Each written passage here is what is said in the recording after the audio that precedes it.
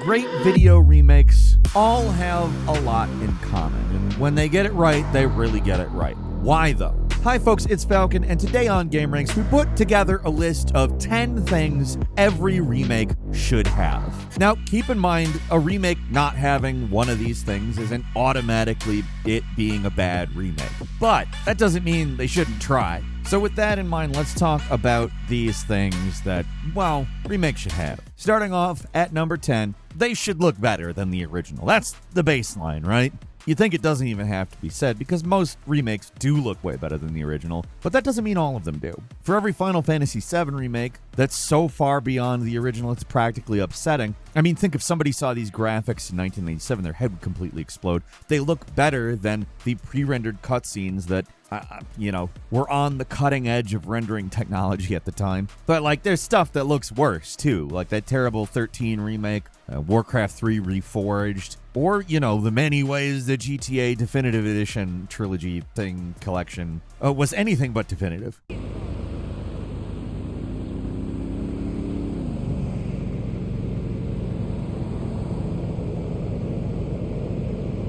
The thing with remakes is that a lot of publishers see them as a low-risk way to make some scratch, so they don't put all the money they should into them, and that results in, well, I guess the results speak for themselves. In 2024 especially, we've been spoiled by high-quality, carefully considered remakes. This was, of course, not always the case, and while there are a few stinker remakes that come out every so often still, in general, they're a lot better now than they used to be, and at least they do look a lot better. Even games that are only a few years old get pretty significant graphic upgrades, like the recent Horizon Zero Dawn remake. I made people pretty mad on Twitter by saying I thought Horizon Zero Dawn needed a remake because of the Potato People original character models. See, in their mind, I was saying that Aloy needs to be hot, otherwise the game is bad. But no, I was saying that all of the NPCs in the game look like Potato People, and now they don't. Now they look like the people in Horizon Forbidden West, and I like that. But they didn't stop there. Like, everything in the game looks way better. Things are much more dense and lush and pretty. It's a good remake. I mean, is it the most necessary thing that's ever been done? No, but it looks better, objectively speaking. Now, do remakes need to look better at the expense of everything else? No. Ideally, a remake needs to do a lot of things, but this is one thing that is kind of the basics of what a remake should be. They don't even have to look that much better. Even a bump up in resolution and especially a better frame rate is good enough for me. But the one thing they should absolutely never look like is worse. Rockstar and GTA Definitive Edition. That shouldn't happen.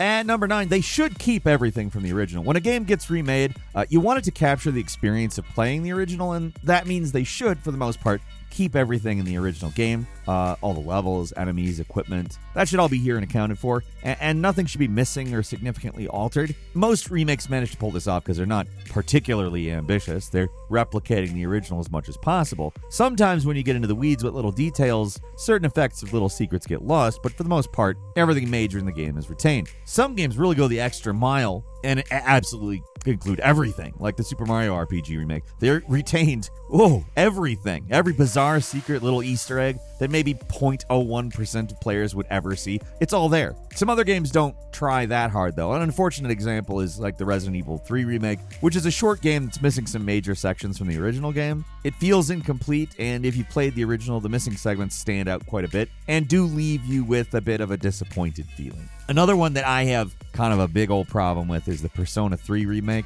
Granted, they did get everything from the original game in there, but basically nobody considers the original game the full game because Persona 3 Portable exists, and it included all of the add-ons and stuff from the original game, so it basically made it into one game.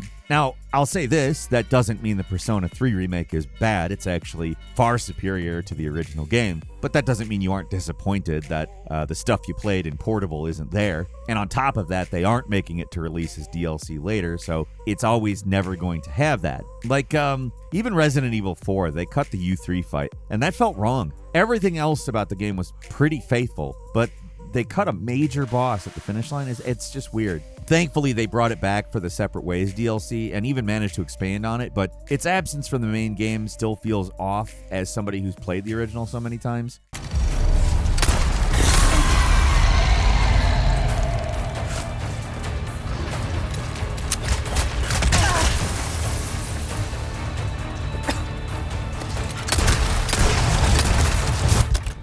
That's the danger of remaking some of these gigantic games, Final Fantasy VII in particular. Like, as massive as Rebirth ended up being, and how much it expands on the original game, it did lose some of the goofier monsters from the original. Like, justice for the Tricero tank, right? And yeah, I know they say one of the enemies is supposed to be the same thing in Rebirth, but there aren't any tank treads, so it's not the same thing, Square Enix. You're not fooling me.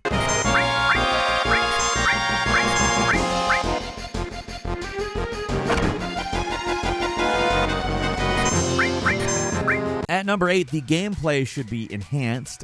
Not all remakes are considered equal, of course, and not all remakes are built for the same reasons. So some of the things I'm going to say here probably are going to end up sounding a little contradictory, and like I said at the beginning, not having something from this list isn't necessarily a major ding against the game for whatever reason. I even said in the last point, I really love the Persona 3 remake. But the gameplay needing to be enhanced definitely sounds contradictory to they should keep everything from the original game, but let me go ahead and say something. Some remakes are made to just bring an old game to a new platform, and others are more about completely rebuilding a game from the ground up to make it more appealing to a modern audience, even fixing perceived flaws about the original. Now, not every single remake should completely overhaul the whole gameplay experience, but if they can, it should perhaps be enhanced when possible. I'm not even talking about anything huge here. The enhancement can be as simple as offering some modernized controls or accessibility features, for instance. On the other extreme end, remakes can do something like the Resident Evil 2 remake, where the game's pretty much completely different, going from tank controls and a fixed camera to over-the-shoulder and direct aiming, and honestly, many new or overhauled gameplay mechanics. The Resident Evil 4 remake isn't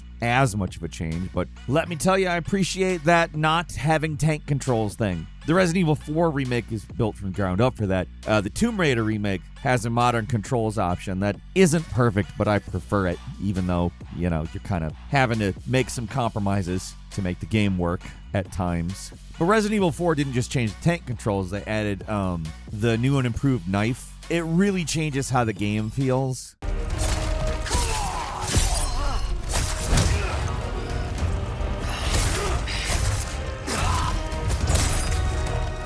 Like, it makes the skill ceiling higher, and it also makes melee combat a bigger part of the experience. There's a lot of games that make smart enhancements to old games, like Ratchet and Clank adding, the same kind of controls it has now to the remake, or the Bionic Commando remake adding new movement abilities. There's just a lot of different examples, big and small, but the best remakes are able to sometimes make sweeping changes that don't sacrifice what made the originals great. Again, not all the time, but sometimes. Regularities and other cataclysmic events. That's really more for educational purposes. It is always good to be a fellow academic. And at number 7, here is where you probably go, come on, what did you just say? But stick with me on this one. At number 7, they need to be faithful to the original. It's essential. If a remake doesn't feel like the same game, people developing the remake kind of have failed. Now, keep in mind, feeling like the same game doesn't mean being the same game, but that should be the number one priority. If the remake doesn't feel like a real update to the first game, I don't know what we're doing it for. You might as well just make a spiritual successor, a vaguely related sequel, if the game's unable to capture the spirit of the original game.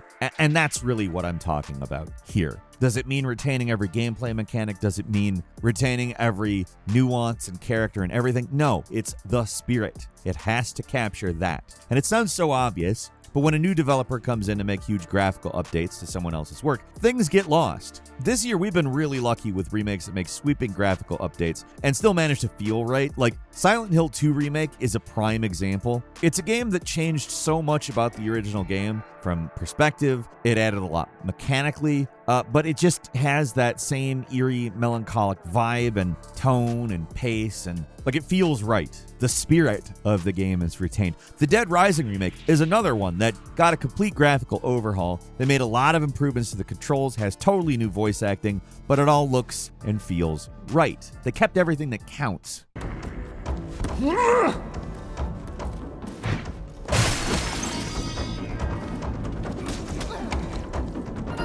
Now, some games are a little more controversial, like the remakes of Demon's Souls and Shadow of the Colossus, where a lot of the subtle changes build up to make a game that doesn't quite match the tone of the originals. Another game that can feel off is Twin Snakes, the Metal Gear Solid remake on GameCube. That one's a little more complicated. Some people really like the changes, others don't. But one thing I think we can generally agree on is that the voice work in the remake is mostly inferior to the original. With most remakes that try to be as slavishly accurate to the original as possible, accuracy usually isn't that big of an issue. You're usually just starting from the original base game and fixing stuff or making little tweaks. Most remakes are close enough in that way that it doesn't matter, but when they do try something new or the new team working on the game is far enough removed from the original devs, there can be situations where the remake just doesn't feel right. And none of them are the very best remakes out there. They don't do that.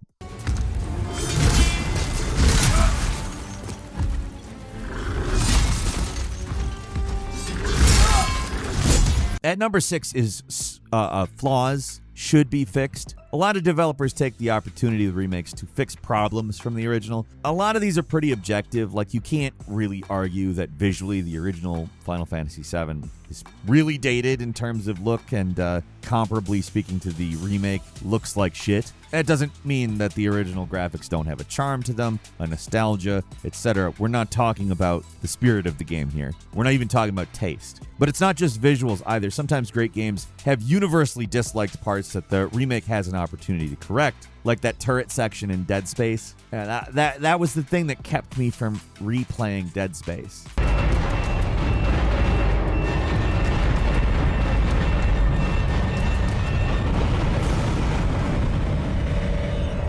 I'm not kidding. Like, I hate that part so much. I was just like, if I play that game again, I'm going to have to play that part again. And I don't want to. And then they released a remake, and it's like, all right, I can play Dead Space as much as I want. Like, that section is way more fun in the remake. And it doesn't even have to be entire sections of the game that get fixed either. It can be general gameplay stuff. Like the Nier remake, they overhauled the combat system to make it more like Nier Automata, and wow, is that better. Way less stiff.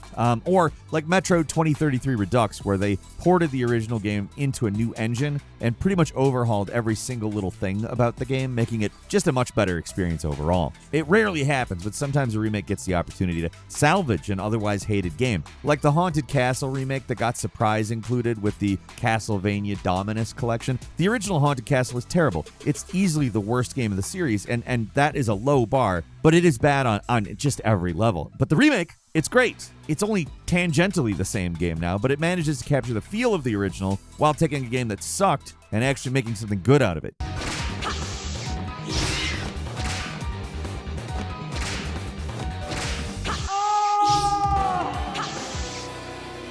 Usually only the best games get remakes, but even those games can have flaws. So if the opportunity is there to make changes like that, the best remakes fully take advantage of making bad games good or good games even better.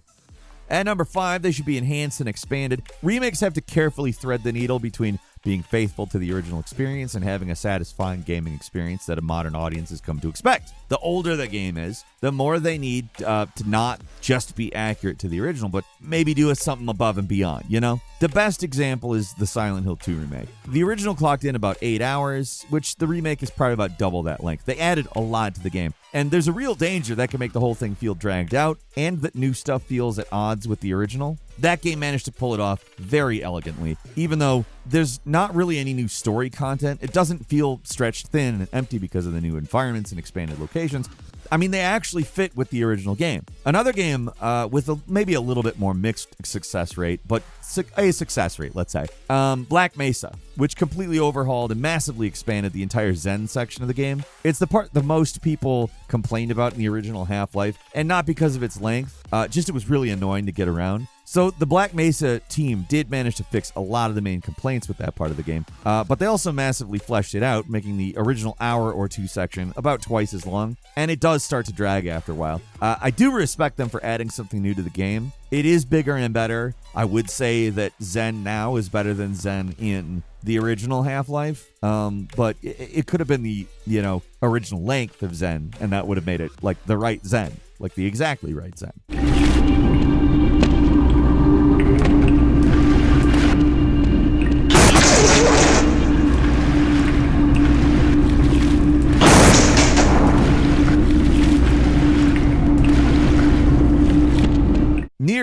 is another remake that added things.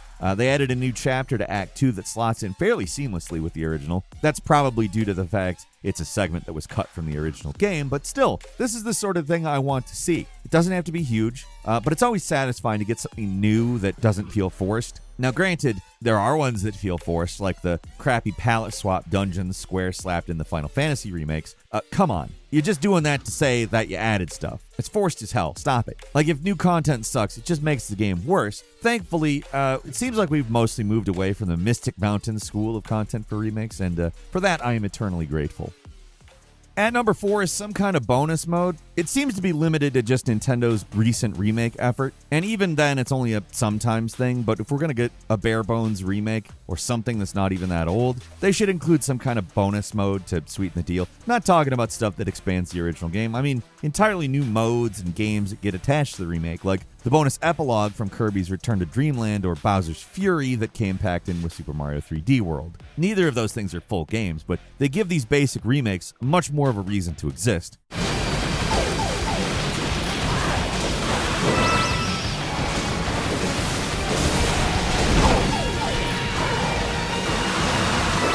One of the best I've seen has to be the future connected bonus scenario that came with the Xenoblade Chronicles remaster. It adds a whole new area to the game, expands the story of the original game, and it does it in very interesting ways. It's not a feature a lot of remakes tend to have, or if they do, you got to pay extra for them. But I would love if this became a little more common in remakes. Getting something actually new and separate from the main game takes some sting off the fact I'm buying the same game for like the third time in a row in less than 10 years. At number 3, if it's an old school, particularly like turn-based and active time RPGs from back in the day, you got to have a speed-up function. Now, I've been talking about more general things, but I got to get specific here because it's a deal breaker. We've all tasted the forbidden fruit, and there's no going back now. If a remake of an RPG comes out, you have to increase the speed of the battles. There can be no negotiation. If the remake doesn't have it, then it's failed. It's not that I hate RPG battles or anything, but after a while they get tedious, and also I have things to do in my life as a 40-year-old adult that I didn't have as a 12-year-old kid. And to be frank, there's a lot of situations in games where you're just mashing attack to get through them. You have no reason to use any special moves or strategy or tactics or anything. It's just some weak enemies that you're stuck dealing with because of random battles. Oh, by the way, how about making it so you can turn off the random battles or change the frequency? That's always a good feature too, and I think kind of fits in with this point. So I want to give that a mention, but even if they don't do that, having some way to just speed through these little road bumps, it makes the game so much better. And if they're really serious, sometimes these RPGs actually try to balance things out and make battles more tactically interesting. But either way, they need to do something to speed things up. It's such a common feature now that not having anything just feels really wrong, especially if it's a remaster of a particularly old game where the battles are incredibly slow. Frankly, nothing else on this list really matters when it comes to RPGs. In all seriousness, everything else can go, the updated graphics, the new features, everything. I don't care if they do any of that as long as we have a speed up function. At number 2, the ability to swap between the new and the old graphics with the press of a button. Obviously, this only works for one-to-one remakes, but I don't know, I guess you could simulate old school graphics in a complete remake of a game, but it's never going to look the same. I'm mainly saying like something like, again, the Tomb Raider collection. This is a must-have if the game's just a straight graphics overhaul. It's not necessary, really, but it's so satisfying to instantly swap between the old graphics and the new. It really makes you appreciate the work the developers put into improving the visuals that might not be as easy to see without that direct comparison. It's fun to see a remake that's got graphics as good as what you vaguely remember in your head, but memory is imperfect. It tends to make things that you remember fondly look better over time. But having the direct comparison, that splash of water that reminds you what the game actually used to look like the Diablo 2 remake has an amazing version of this because the new 3D graphics are incredibly detailed and they did such a good job capturing the visual style that it's almost shocking going back to the original graphics where everything looks really blocky and dated.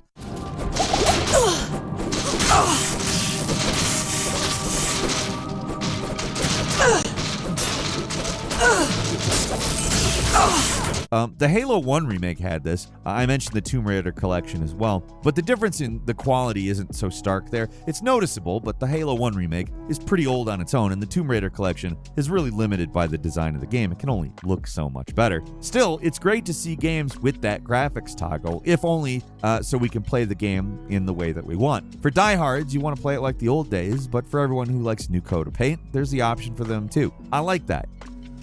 And number one, they should have something new. And I know I've said some points that are related to this, but stick with me. Like, yes, it's important for a remake to be true to the original. But the very best remakes are able to do that while also bringing something new to the table. It's not just the same game over again. They do something new and offer an interesting alternate route or take or whatever to the original. My favorite remakes are the ones that don't invalidate the original, but do something new and exciting with them. Like, it's great that Silent Hill 2 manages to keep everything good about the original game, but the most exciting parts of the remake are when there's something totally new, like the boss fights, or the part in the hotel where you lose all your weapons and have to avoid enemies. It's all variations of stuff from the base game, but they're done in a way that feels very different. The Resident Evil 2 remake radically reinvented the game by introducing a stalker enemy, Mr. X.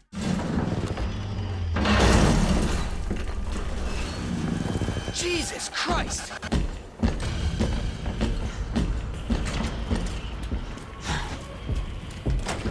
And it completely changes how players would navigate the police station and made the whole thing much scarier. They took a great game and expanded on it, not just with new content, but with new ideas. And I have to say this too, after a while of playing with Mr. X in the game, I literally have had moments where I forgot that he was not part of the original game. They don't last long because I'm not completely senile, but sometimes when I'm playing the Resident Evil 2 remake, I have these like revelatory moments where I'm like, that wasn't in the other game. It just feels so natural and correct and good. And to be frank, it can be risky, like with the Final Fantasy VII remake, where it's not just a straight retelling of the original game, but a quasi-sequel that goes more and more off the rails as the series goes on. Honestly, the Final Fantasy VII remakes are basically new games. The only thing that's a remake about them is the story and characters. Basically, everything's totally different, but that's okay. They're an alternative to the original. They're not meant to replace it, and we really can't say if that whole experiment's going to work out until we get to the end of the game. I respect them for trying something new.